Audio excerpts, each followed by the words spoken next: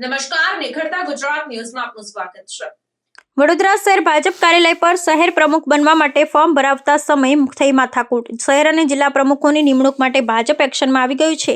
શહેર અને જિલ્લા પ્રમુખ માટે આજથી 2 દિવસ સેન્સ પ્રક્રિયા ચાલશે। 2 દિવસ સુધી ચૂંટણી નિરીક્ષકો કાર્યકરોને સાંભળશે। પ્રમુખ માટે દાવેદારો પોતાની દાવેદારી રજૂ કરશે।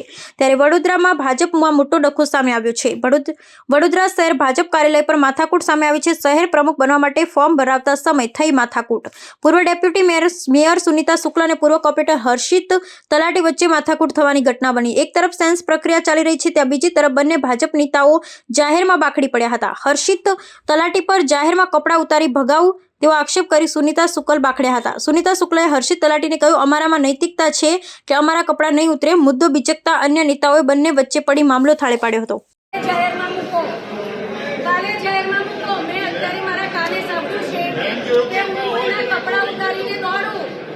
આની અંદર જો તમે ખરેખર મીડિયાવાળા સાચું આનાથી તમારું ઘર ચાલે છે ને તમારામાં નૈતિકતા હોય તો તમે મૂકજો।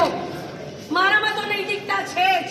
હું મીડિયાના મિત્રોને કહેવા માંગુ છું કે એમના એકલામાં નહીં, અમારામાંથી નૈતિકતા છે। આવો કોઈ વિષય આવ્યો જ નથી।